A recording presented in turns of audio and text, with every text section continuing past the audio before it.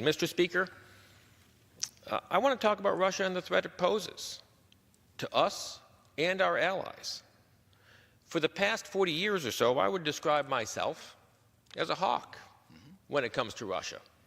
As such, I'd like to welcome my friends from across the aisle who are finally starting to express their concerns about the Russian bear. The question I have is, what took so long? Russia has been an adversary of the United States and the West for decades.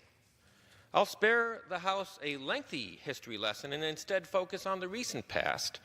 This is important because in conversations I've had back home, there are some constituents who are unaware of that history. Next month will mark 10 years since Russia invaded the Republic of Georgia. In response to this, then President George W. Bush, condemned the action, saying, quote, "The territorial integrity and borders of Georgia must be respected, just as those of Russia or any other country." Less than 7 months after 2008 Georgia invasion, however, during the opening days of the Obama administration, then Secretary of State Clinton presented a reset button to Russia's foreign minister, as if it was the prior administration's fault for Russia's aggression and consequent chilly relationship.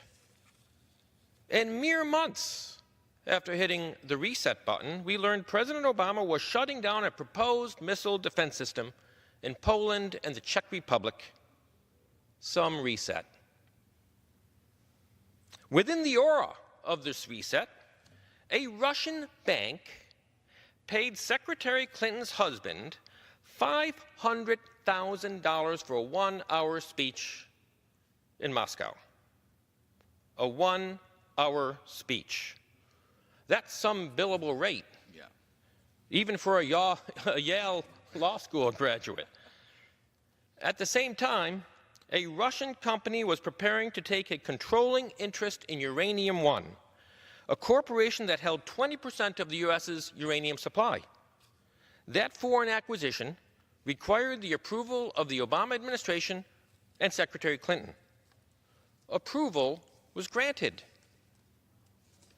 Ultimately, the New York Times reported that $2.3 million of contributions from Uranium One connections flowed to the Clinton Foundation. But that has not seemed to draw concerns from the new Democrat Russia hawks from across the aisle.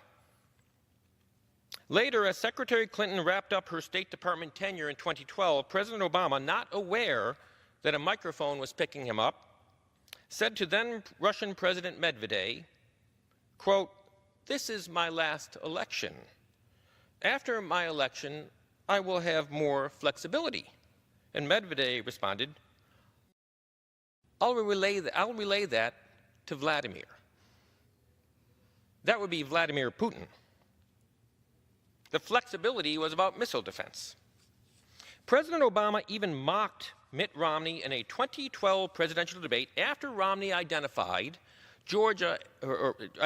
Russia as our greatest geopolitical threat. President Obama glibly responded to Romney, quote, "The 1980s are now calling to ask for their foreign policy back." During President Obama's second term, we saw continued indifference toward Russia, Crimea, eastern Ukraine, the downing of Malaysian Air 17, Russian violations of the Reagan-Gorbachev Intermediate-Range Nuclear Forces Treaty, ceding Middle East influence that fueled the growth of ISIS, and failure to respond to Bashar al-Assad's use of chemical weapons, to name a few. And not once do I recall ever hearing a peep from my friends across the aisle, even after President Obama drew his infamous red line.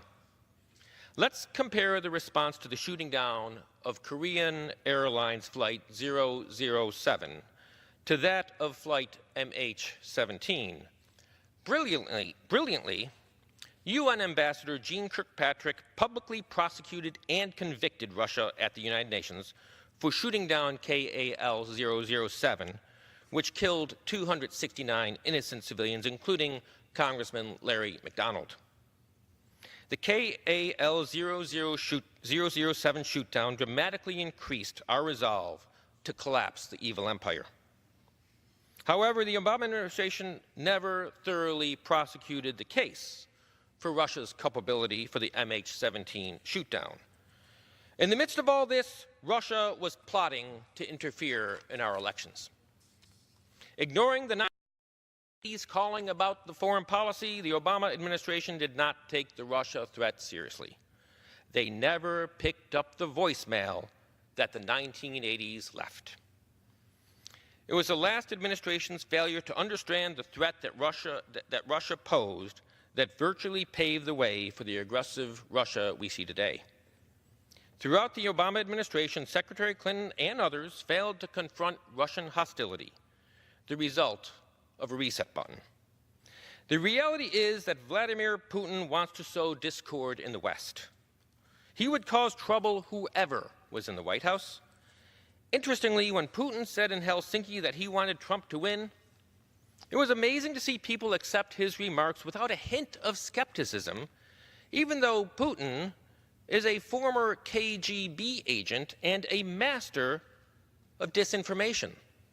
Let me repeat that. Vladimir Putin, a former KGB agent and a master of disinformation. It's President Trump that wants to arm the Ukrainians.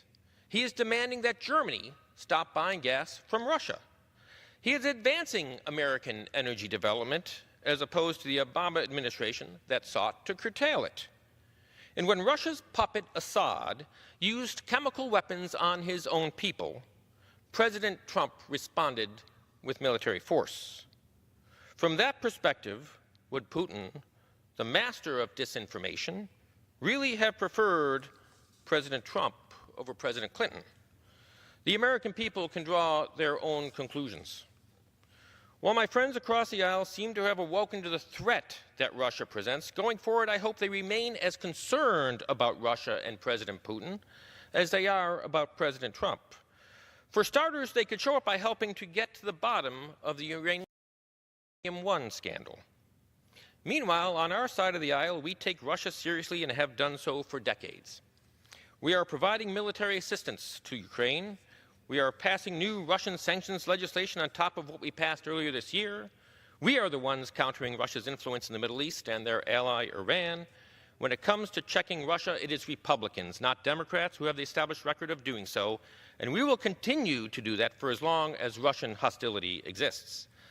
I simply implore President Trump to be vigilant and clear, and heed the concerns of my fellow Republican legislators who have engaged on Russian matters for years.